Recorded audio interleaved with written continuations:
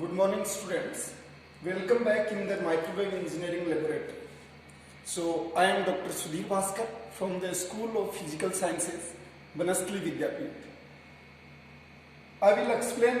Today I will explain the experiment number 2 with the help of Dr. B.L. Chaudhary. So, the aim and objective of today's experiment is draw the characteristic of reflex klystron. So in this experiment, we will draw the output versus input quantities of the reflex klystron. So in the input quantity, we will take repeller voltage, and in the output quantity, we will take output voltage. Even you can take output power also. So the output power will be output voltage multiplied to output current. So the output voltage follows exactly same path as the output voltage. That's why here we will take only the output voltage versus reflex klystron. So before starting this experiment, you should take the precautions which we have already discussed in the previous class.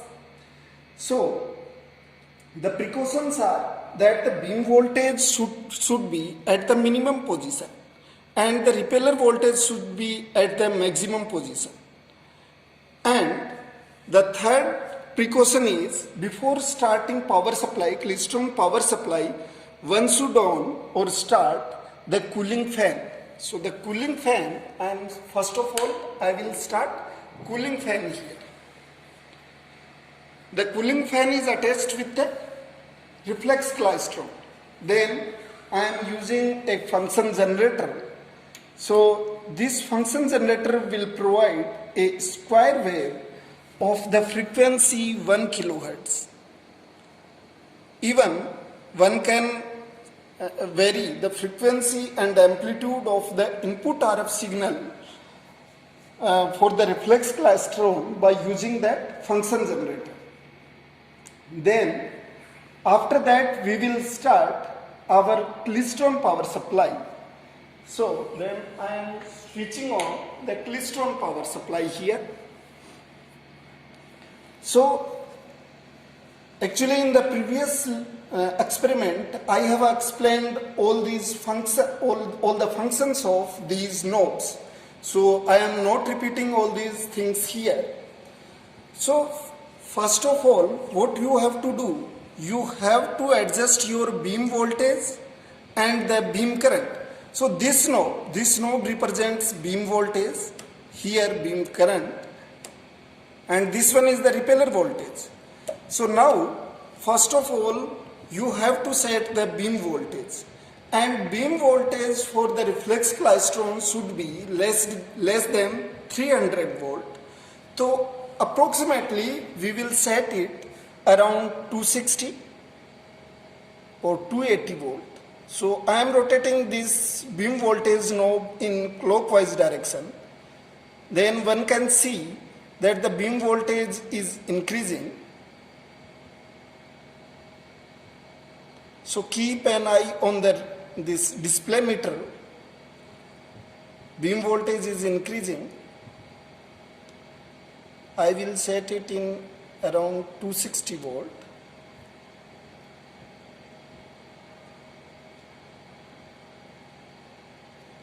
It's not that much sensitive. You can easily adjust the values of the beam voltage.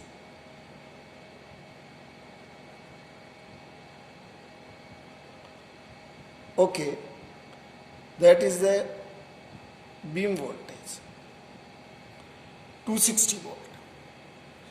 So then you will note down the values of beam voltage.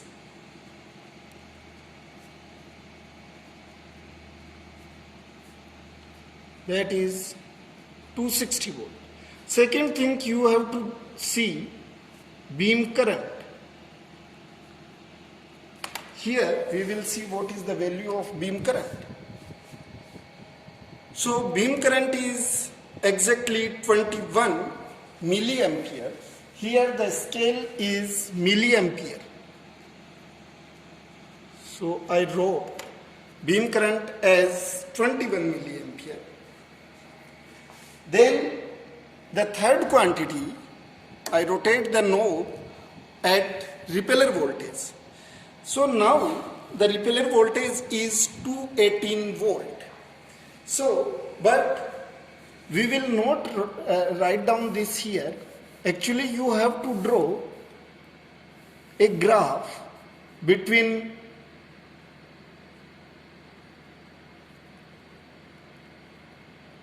repeller voltage and output voltage.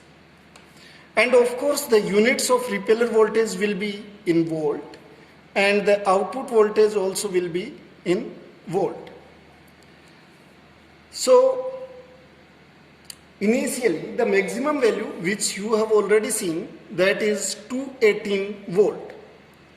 Then we will try to see that what is the corresponding output voltage. So, we see output on DSO. So, a DSO is connected to the output Schottky diode with the microwave test bench. So, I am switching on the DSO.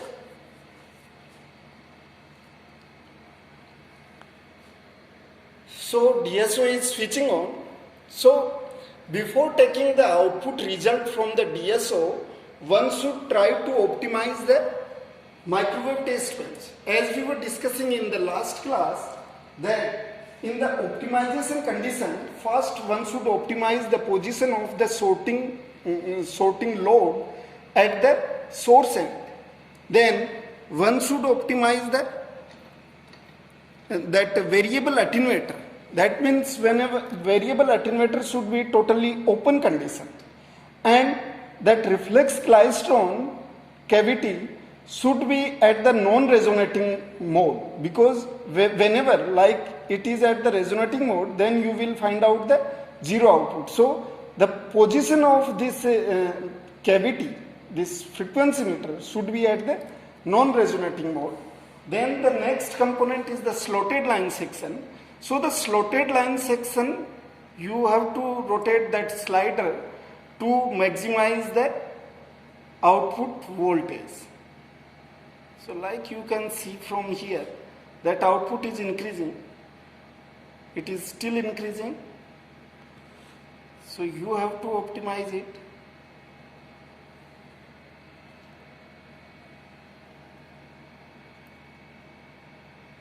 So this one is the optimized position for the slotted line section. And then the last section is the detector mount.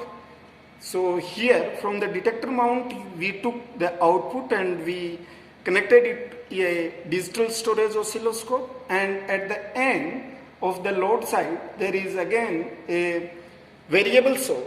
So we have already optimized this microwave test bench. Now I will try to write down output voltage with respect to repeller voltage. So now one can see in the DSO that the output is 2.41 volt.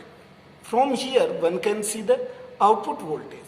So our repeller voltage was 218 and the corresponding output is 2.41 volt. Then I will decrease the repeller voltage, and correspondingly I will check the output voltage.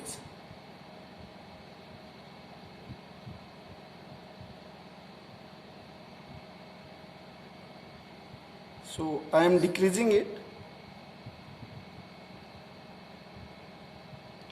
Suppose this is the value 213 volt.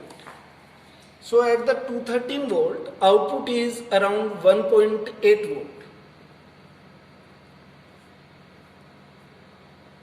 So 1.8, you can take average of that.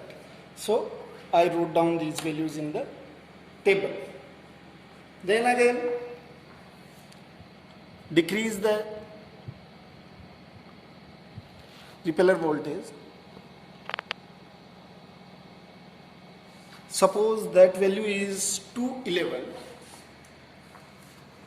So to 11 volt, output is around 1.3 volt.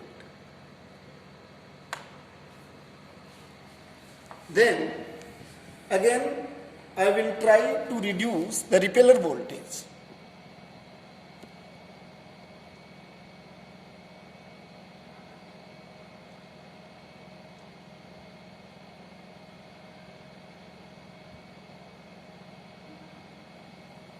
So this value is 209. At 209 volt, output is in millivolt, that is around 800 or 880. So 880, that is millivolt. These values are in volt. Then I will further reduce the value of repeller voltage. Then this voltage 208. At 208, output voltage is around 360 millivolt. So we can auto scale this. Then I will further reduce the repeller voltage. Then this one is 207 or 206. At 206 volt, one can see the output is 20 millivolt. Okay. Then I will further reduce. Value is 200 volt, but still one can see the output is 20 millivolt. Then again I am reducing the values. You are watching the output. Output is 20 millivolt, and I am reducing the repeller voltage.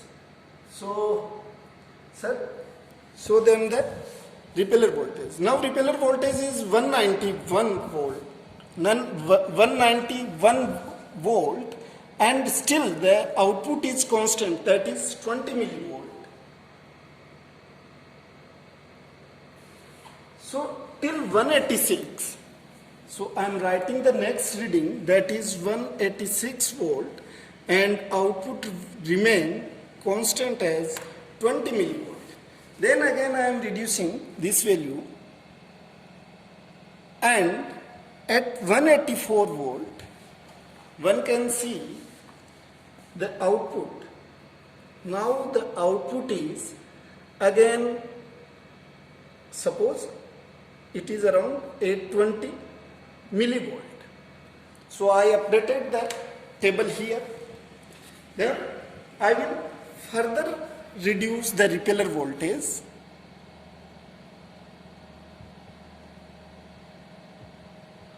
So that is 182. So corresponding to 182, what is the output? Output is 1.4. Now the scale is volt instead of millivolt. Then I will further decrease the repeller voltage, and I am constantly watching output. So it is increasing little bit, output is increasing little bit.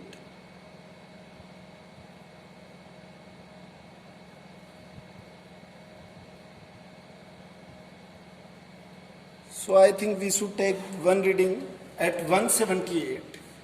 So this one is 178 repeller voltage, and corresponding output is 1.92 volt.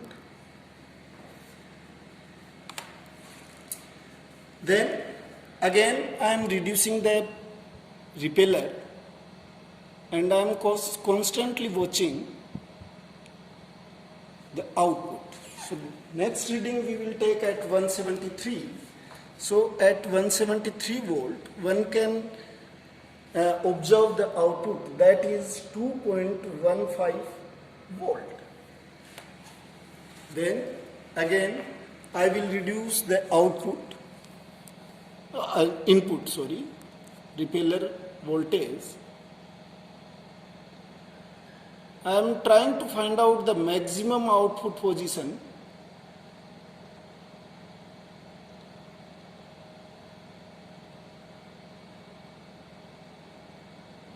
Still the output is constant. So till this point, this is 166. So take the output at 166 volt, still you will find out the same output around 2.2 volt. So that is the maximum output at 166. Then again, when I will reduce the repeller voltage, then output voltage will reduce. Suppose take this position around 162 volt. When repeller voltage is 162 volt, then output is 1.5 volt. That means now the output is reducing with the decrement in the repeller voltage. Then I am again reducing the repeller voltage. Okay, we will take this position. Here the repeller voltage is 160 volt and corresponding output is around 900 millivolt. Now the readings are in millivolt. Again I will reduce the repeller voltage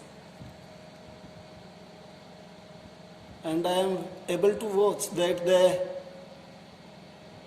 output is also decreasing with the decrement in the repeller. So here at this position at 156 volt of repeller voltage, output is 520 millivolt. Then I am further decreasing the repeller voltage. Then it is visible that the output voltage is increased. That means at 154 volt of the repeller voltage, output voltage is 1.05 volt. That means again the output is increasing. So now I will decrease. So when I am decreasing it, the output is increasing. So at this position, the repeller voltage is at 151 volt and output is 2.03 volt. Then I will again decrease the repeller voltage.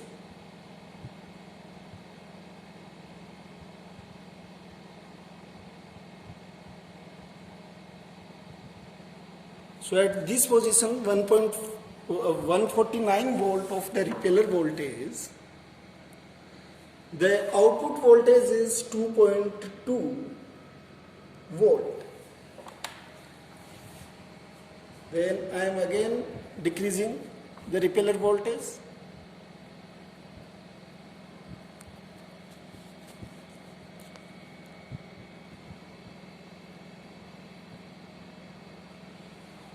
So at 144 volt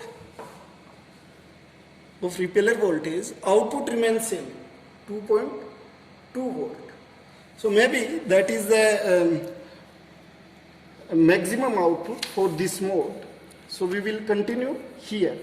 That is the repeller voltage with output voltage.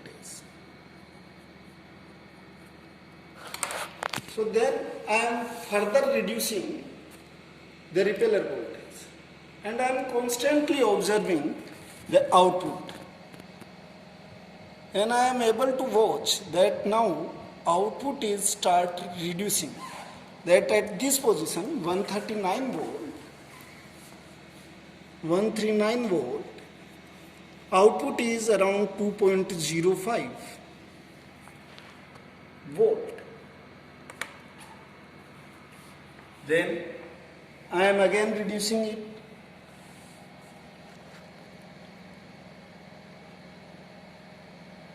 So we will take one reading at this point. At this point, the repeller voltage is 134 volt and corresponding output is 1.61 volt.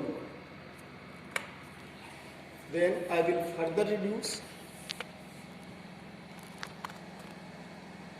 So at this position, repeller voltage is 131 volt and output is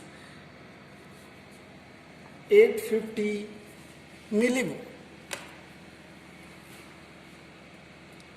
Then when you further reduce it, the repeller voltage, suppose at this position, repeller voltage is at 129 volt and output is around 90 millivolt. Then I am further reducing the repeller voltage. Then the output voltage is increasing. So, but we will take only these readings. So, these readings are corresponding to 3 different modes. So, you have to take, actually in these readings, you got 3 maxima and 3 minima. So, we will take only for the 3 different modes, 3 maxima are corresponding to the 3 modes. So, now you have to draw the characteristic of reflex klystron. So for that you have to draw a graph in which in the vertical axis or y-axis you have to take output voltage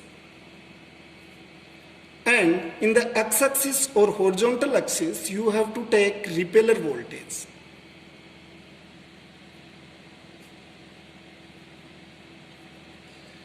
So you can take its unit volt or its unit millivolt or volt. It depends on you. So one can observe very easily from that graph that maybe at this point that was the maximum. It was a local maxima, not the overall maxima. Then values are decreasing. Then still decreasing. Still at till this point. These are the local minima. Then what's happening? Values are increasing till that point. So again that one is the local maxima. Then again values are decreasing. This was the local minima. Then again values are increasing. So that one is the local maxima. Then here the values are decreasing and this one is the local minima. So whenever you try to plot, then we have started our repeller voltage with the maximum value. So you will start drawing from this side, the end side, and you will find out the graph like that.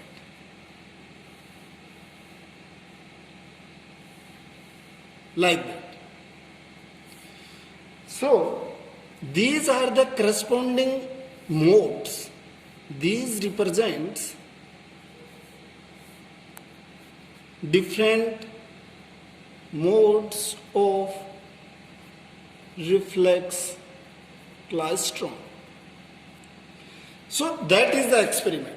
That is your second experiment in which you have to, even though one can take output power also instead of the output voltage, or one can take output current instead of the output voltage, but still the graph pattern will remain same as this is. So actually what is the meaning of that graph? What is the understanding of that graph? So you can relate this graph with the theory. So in the theory, actually, if we talk about a reflex klystron, then in reflex klystron there is a cavity, and then there is a cathode. So I am drawing here a rough graph, and here a rough figure. Here you provide a AC signal. Suppose this one is the Vs is equals to V1 sine omega t. So actually this AC signal we are providing through the function generator. This cathode is used to provide the electrons. So here the electrons move with the constant speed, and this AC signal provides, suppose, a sinusoidal or square signal. Okay, so those electrons which reach in cavity gap in the positive half cycle, so their speed will be increased, and those reached in the negative half cycle, their speed will be decreased, and those electrons which reached at the null point, their speed will remain same, and that process is called velocity modulation principle. So due to the velocity modulation principle, the bunching happen in this region. So this region is called drift region. So in the drift region, bunching happens, and then here at the end there is one repeller. So at the repeller you provide negative voltage. That's why it repels the electrons, bunched of the electrons. Here the bunched electron reach, and that bunch of the electrons repelled and reached back to the cavity, and then their kinetic energy is transferred to the RF signal, and that signal is collected from here. So you took output from the same cavity. So that is the working principle of this reflex klystron. So actually that repeller voltage should be negative, and here we are taking repeller voltage as positive. So in actual sense, these all voltages are negative. Just we are writing positive only, but you should understand that all these voltages are positive. So what's happening? That suppose the input RF signal is sinusoidal, that is like that. Like that. That one is, suppose, input RF signal. Then electrons, those reach at this point, travels with the same speed. Electrons reach at this point, travels with the higher speed, and electrons reach at this point in the cavity, travels in the lower speed in the drift region. And in that process, bunching of electron happens in drift region. Suppose that is the drift region now. Then due to that repeller, that electrons are repelled and again come back to the same RF signal. So these are the electrons and that one is the same RF signal. So these electrons should reach in the retarded phase of RF signal to transfer maximum energy to the RF signal. So the first retarded phase is this one and second retarded phase is this one. So they should reach either at this position to transfer maximum energy. So when one compare from this point to this point, then that distance, if I write down this distance in the terms of wavelength, then till that point, this is 1 lambda, this is 1 lambda, this is 1.5 lambda, and this is 1 3/4 lambda distance. So that's why this one is the first mode, that is called 1 3/4 mode. Second case, when you reduce the repeller voltage, then electrons, these bunch electron will not reach here. Instead of that point, these bunch of electron reach at this position, at this position. So whenever you take the distance from this point to this point, then that distance one can measure in the terms of wavelength. So till here 1 lambda, till here there is 2 lambda distance. This is 2.5 lambda. Oh, sorry, this one is 2.5 lambda, and this one is the 2 3/4 mode. This one is the 2 3/4 mode. And again, whenever you will again reduce the repeller voltage, then what will happen? These bunch of electrons will reach in the next mode. So the next mode will be 3 3/4 mode. So these are these modes. So if you are aware about the working of reflex klystron, then you know that the different working modes are 1 3/4 mode, 2 3/4 mode, and 3 3/4 mode. So that is your second experiment. Write down these readings of the repeller voltage and the output voltage, and took a graph paper. In that graph paper, take one axis as the input repeller voltage and the other axis as the output voltage, and draw the graph. So that's your experiment number 2. Thank you, students.